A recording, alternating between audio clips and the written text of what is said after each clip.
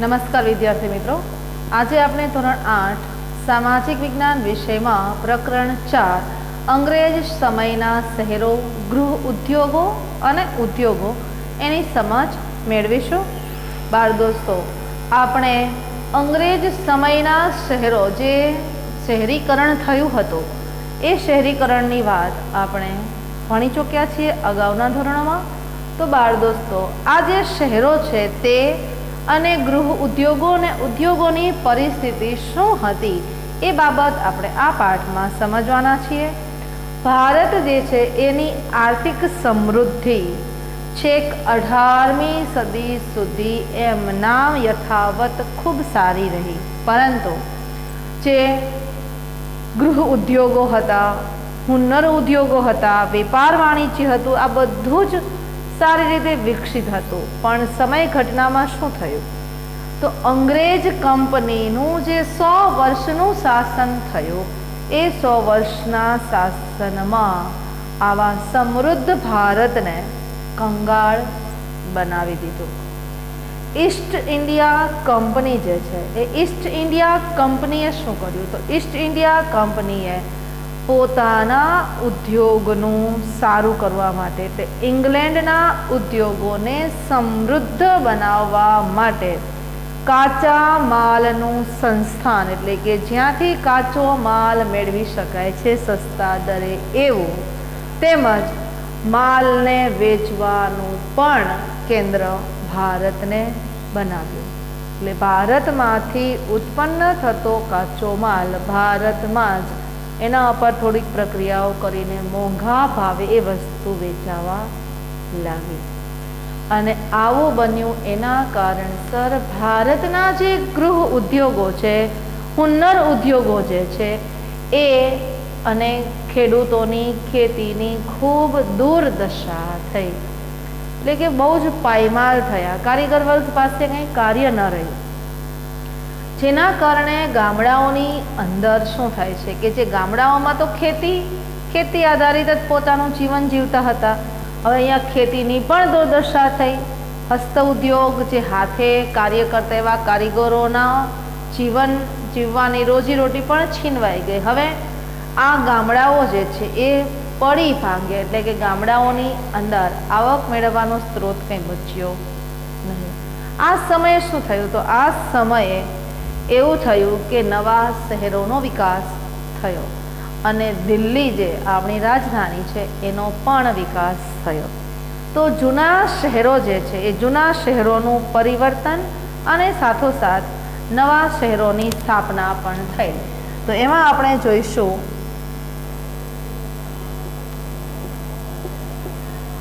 જે જૂના શહેરો છે એ જૂના શહેરોમાં થોડુંક પરિવર્તન થયું, એટલે જૂના શહેરોનું પરિવર્તન અને સાથોસાથ નવા શહેરોની સ્થાપના,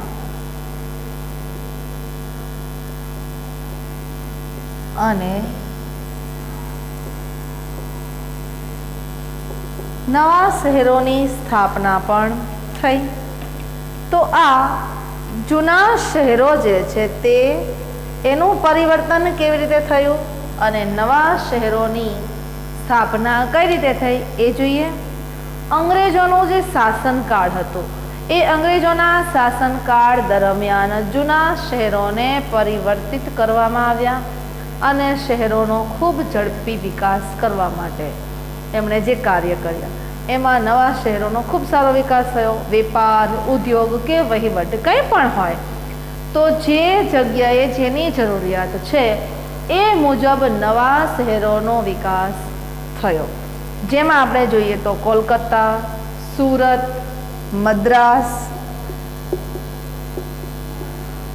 કોલકાતા, સુરત, મદ્રાસ જે ચેન્નઈ આપણે કહીએ છીએ, મુંબઈ, અમદાવાદ, ઇન્દોર, મુંબઈ, અમદાવાદ, ઇન્દોર જે શહેરો છે એવા મહાનગરોના જે નવા નવા બન્યા એ એના ઉદાહરણો છે। આજનું મુંબઈ જે છે એ પહેલાં એક ટાપુ હતો, પરંતુ આજે તો એ બહુ મોટું સુવિકસિત શહેર છે અને અહીંયા આપણે જોઈએ છીએ કે એક બહુ જ ઔદ્યોગિક રાજધાની ગણાવી શકાય એવું શહેર બન્યું છે. આ મુંબઈ પહેલાં તો એક સામાન્ય ટાપુ હતો.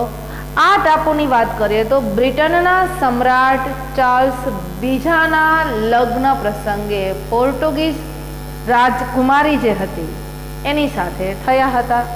હવે પોર્ટુગીઝોએ બ્રિટિશરોને આ મુંબઈ ટાપુ દહેજમાં આપ્યો હતો. એટલે કે આ બ્રિટિશ રાજવી પાસે આ ટાપુ કઈ રીતે પહોંચ્યો? તો એ બ્રિટિશ રાજવી હતા ચાર્લ્સ બીજા, એના લગ્ન પોર્ટુગીઝ રાજકુમારી સાથે થયા અને એ પોર્ટુગીઝોના હસ્તકે ટાપુ હતો, જે હવે એમણે દહેજમાં બ્રિટિશરોને આપી દીધા. હવે ઈસ્ટ ઇન્ડિયા કંપનીએ આ ચાર્લ્સ બીજા પાસેથી ખૂબ જ નજીવા દરે, એટલે કે 10 પાઉન્ડ જેટલા જ ઓછી કિંમતે એ ભાડે રાખીને એ ટાપુ પ્રદેશ લીધો. હવે ઈસ્ટ ઇન્ડિયા કંપનીએ આ ટાપુ ભાડે લીધો અને જે પ્રાકૃતિક બંદર હતું, જે કુદરતી રીતે જ એક બંદરને તરીકે લાયક હતો, એ ટાપુ અને એનો શહેર તરીકે વિકાસ કંપની દ્વારા થયો, જે આજે ઔદ્યોગિક અને વાણિજ્યનું કેન્દ્ર આજનું હાલનું મુંબઈ રહેલું છે. સુરત જેની વાત કરીએ તો સુરતમાં પણ એનો ઇતિહાસ ખૂબ રોચક છે. મુંબઈનો ઇતિહાસ આજે જાણીને તમને નવાઈ લાગીને, એમ સુરતનો ઇતિહાસ પણ ખૂબ રોચક છે ને રોમાંચક છે. ઈસવીસન 1573માં ઈસવીસન 1573ની સાલમાં મુઘલ બાદશાહ અકબરે સુરત જીત્યું. અકબરે સુરતને જીતી લીધું. હવે શું થયું? મુઘલ યુગની અંદર સુરત જે છે એ પશ્ચિમ ભારતની અંદર મહત્વનું વાણિજ્યક કેન્દ્ર બન્યું, એટલે કે વેપારનું મહત્વનું કેન્દ્ર બન્યું. સુરત એક આંતરરાષ્ટ્રીય બંદર હતું કે જ્યાંથી દેશ વિદેશનો વેપાર ચાલતો. અહીંયા બધા જ ધર્મના, બધા જ જાતિના લોકો સંપીને રહેતા હતા. સુરતની અંદર આ સમયે વસ્ત્ર ઉદ્યોગમાં જે જરીકામ થતું હતું એ જરીકામ ખૂબ પ્રખ્યાત હતું. 17મી સદીની અંદર અંગ્રેજોએ સૌ પ્રથમ જે પોતાની કોઠી સ્થાપી હતી એ અહીંયા સુરતમાં સ્થાપી હતી. આ સમયે સુરતની અંદર ફિરંગીઓ, ડચ અને અંગ્રેજ જે પ્રજા હતી, જે વેપારી સંસ્થાનો એમના હતા, એના ગોદામો પણ હતા, કારખાનાઓ પણ હતા અને આજે પણ આ સુરત એ મહત્વનું ઔદ્યોગિક અને વાણિજ્યિક કેન્દ્ર આજે પણ છે. પૂર્વ કિનારાના વિસ્તારમાં વાત કરીએ તો મછલીપટ્ટનમ,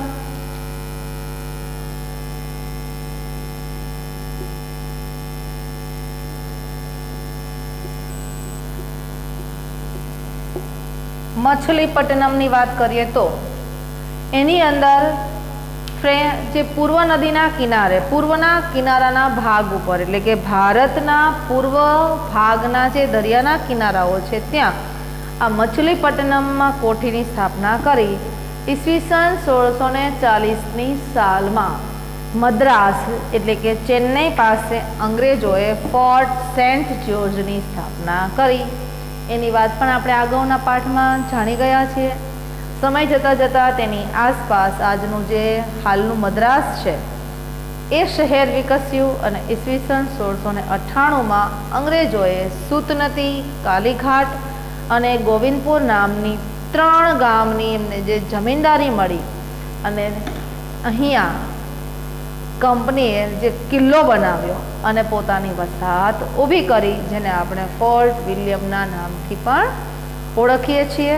અને આ વિસ્તાર પાછળથી કોલકાતાના નામથી પ્રખ્યાત થયો. એટલે કે આ મછલીપટ્ટનમની સાથોસાથ આ કોલકાતા જે છે એનો ઇતિહાસ જોડાયેલો છે. ફોર્ટ વિલિયમ પણ તમે જાણો છો. ફોર્ટ વિલિયમની બાબત તમને ખ્યાલ આવી જ ગયો હશે. આપણે અગાઉના પાઠમાં પ્રકરણ 3માં પણ જોઈ ગયા છીએ. હવે વાત કરીએ આપણે આ અંગ્રેજોના સમયકાળ દરમિયાન જે વેપારી મથકો હતા એ વેપારી મથકોમાં મુંબઈ એ સુવિકસિત શહેર બન્યું. મદ્રાસ એટલે કે હાલનું ચેન્નઈ,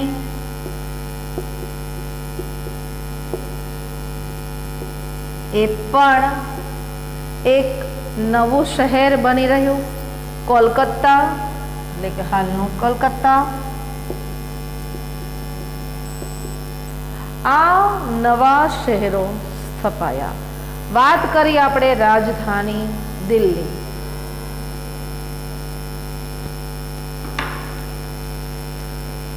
હવે વાત સમજવાની છે નવીન રાજધાની દિલ્હી.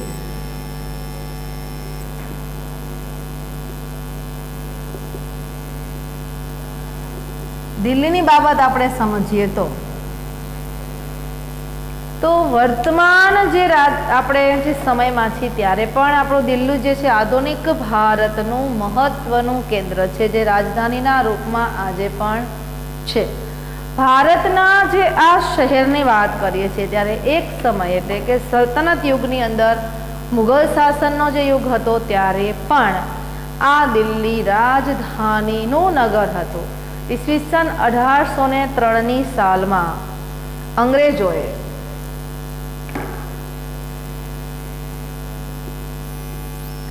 ઈસવીસન 1803ની સાલ દરમિયાન અહીંયા શું થાય છે, અંગ્રેજોએ મરાઠાઓ પાસેથી દિલ્હી જીતી લીધું. અંગ્રેજોએ મરાઠા પાસેથી દિલ્હી જીતી લીધું એટલે કે જીત્યું. હવે શું થાય છે તો અંગ્રેજો જે છે એ પોતાની રાજધાની જે કોલકાતા હતી ત્યાંથી ખસેડીને એ પોતે પોતાની રાજધાની દિલ્હી લઈ જાય છે. હવે દિલ્હી લાવ્યા ત્યારે ઈસવીસન 1911માં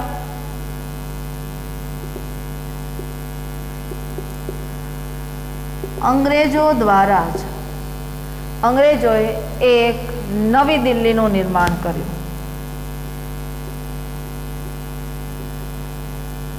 નવી દિલ્હીની રચના શરૂ કરી. આજે આપણા આઝાદ ભારતમાં જે ખૂબસૂરત મહાનગર અને રાજધાની છે એવી દિલ્હી અંગ્રેજોએ પોતાના સમયકાળ દરમિયાન દિલ્હીને પોતાની આગવી ઓળખ અને આધુનિક નગરે પોતે બનાવવા માંગતા હતા.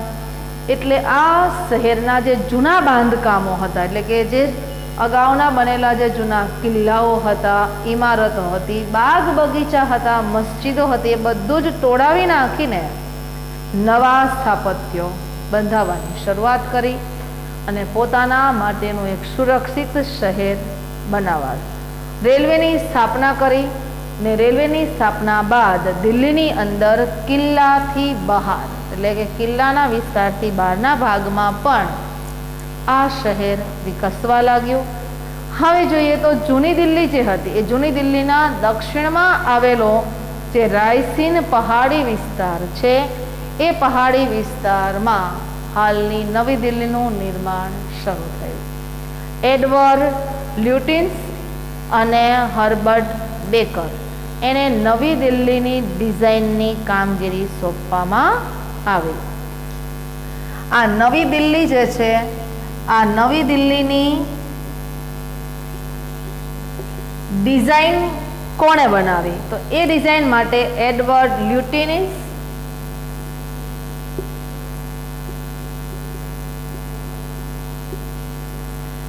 એ નામના ઇજનેર અને હર્બર્ટ બેકર એણે આ નવી દિલ્હીની ડિઝાઇન બનાવી. તો આ બંને દ્વારા નવી દિલ્હીનું જે રચના કેવી રીતે કરવી, શું કરવીની ડિઝાઇન એને સોંપવામાં આવી અને એ સમયનું વાઇસરોયસ હાઉસ હવે વાઇસરોય હાઉસ જે છે એ આજનું હાલનું રાષ્ટ્રપતિ જે ભવન છે તે કહી શકાય. હવે એ પછી રાજપથ માર્ગ, સરકારી વહીવટની ઇમારતો, સચિવાલય, આના જેવી યાદગાર ઇમારતોનું નિર્માણ થયું, જે આ બંને ઇજનેરો દ્વારા જે ડિઝાઇન કરવામાં આવેલું હતું એમના દ્વારા એ બાંધકામ થયા. હવે આ નવી દિલ્હીની નિર્માણ કરવા માટે, આ નવી દિલ્હીના નિર્માણ માટેનો સમય લાગ્યો કેટલો એ જોઈએ. નવી દિલ્હીના નિર્માણ માટેનો સમય, એટલે કે નવી દિલ્હી જ્યારે બનાવાય એને આખી કરી ત્યારે લગભગ 20 વર્ષનો સમય થયો છે.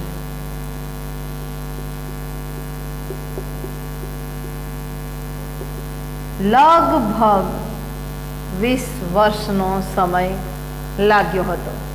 તો આ નવી દિલ્હીની વાત કરી કે નવી દિલ્હીની તમને પૂછાય કે નવી દિલ્હીની જે શહેર છે એનું ક્યારે થયું, તો કે 1803માં એ દિલ્હી એ 1803 પહેલાં તો મરાઠાઓ પાસે હતી એનું શાસન, પરંતુ આ સાલમાં અંગ્રેજોએ જીતી લીધી અને 1911માં તો અંગ્રેજોએ નવી દિલ્હીની સ્થાપના કરી અને એની અંદર શું કેવી રીતે બનાવવું, એ બધી ઇમારતો કેમ કરવી, એની આખી ડિઝાઇન બનાવવાનું કામ એડવર્ડ લુટિયન્સ અને હર્બર્ટ બેકરને આ કામ સોંપવામાં આવ્યું. અને જેની અંદર આજે પણ આપણે જોઈ શકીએ છીએ કે આજનું હાલનું રાષ્ટ્રપતિ ભવન એ સમયે શું કહેવાતું, વાઇસરોય હાઉસ. રાજપથ માર્ગ, સરકારી વહીવટ કરવા માટેની જે કચેરીઓની જે ઇમારતો છે તે, સચિવાલય, આવી સુંદર મજાની યાદગાર ઇમારતોનું બાંધકામ આ સમયગાળા દરમિયાન કરવામાં આવ્યું અને એ બધું જ કરવા માટે લગભગ 20 વર્ષ જેટલો સમય થયો. બાળ દોસ્તો, હજી પણ આપણે કંઈક જાણીએ તો કે જૂની દિલ્હી જે છે એ જૂની દિલ્હી પાસે યમુના નદીના કિનારે વસેલું જે દિલ્હી છે એ અલગ અલગ સમયે લગભગ 14 વખત જેટલા શાસકો શાસન કરી ગયા એમાં એ આ દિલ્હી છે 14 વખત રાજધાનીનું શહેર બની રહ્યું છે. અને દર વખતના સમયમાં દરેક શાસકોએ અલગ અલગ સમયે જે રાજધાની બનાવી એમાં શાહજહાં જે છે એ શાહજહાં દ્વારા જે સ્થાપિત જે શહેર રાજધાની હતી એ સૌથી સુંદર રાજધાની હતી, જેને શાહજહાનાબાદ કહેવામાં આવતું. એની સ્થાપના ઈસવીસન 1639માં થઈ હતી. જૂની દિલ્હીની અંદર જે લાલ પથ્થરનો ઉપયોગ કરીને બનાવવામાં આવેલો લાલ કિલ્લો, તેમજ ચાંદની ચોક, ફૈઝ બજાર, જામા મસ્જિદ એવા સુંદર બાંધકામો પણ કરવામાં દિલ્હીની અંદર આવેલા. હવે અહીંયા જામા મસ્જિદ જે છે એ ભારતની અંદર આવેલી જે મસ્જિદો છે એવી ભવ્ય મસ્જિદોમાંની એક આ મસ્જિદ છે. અને આ મસ્જિદની વિશેષતા શું, તો કે એ આ જે સમયે બાંધકામ થયું તો એ સમયે નગરની અંદર સૌથી ઊંચી જગ્યાએ આ મસ્જિદ બાંધવામાં આવેલી હતી. તો બાળ દોસ્તો, આજે આપણે આ વાત કરી ભારતના જે અંગ્રેજ સમયના જે શહેરો હતા એ જૂના શહેરોનું પરિવર્તન કેવી રીતે થયું, સાથોસાથ જે નવા શહેરો બંધાયા એ નવા શહેરોનું નિર્માણ કઈ રીતે થયું એ બાબત સમજ્યા. તેમજ રાજધાની દિલ્હી જે છે એ દિલ્હીની બાબતમાં નવીન રાજધાની દિલ્હી એ કઈ રીતે બની એની બાબત આપણે સમજ્યા. હજી પણ આપણે આગળ ઉદ્યોગોની બાબતો સમજવાની છે, જેની ચર્ચા આપણે હવે પછીના લેક્ચરમાં કરીશું. ત્યાં સુધી આવજો.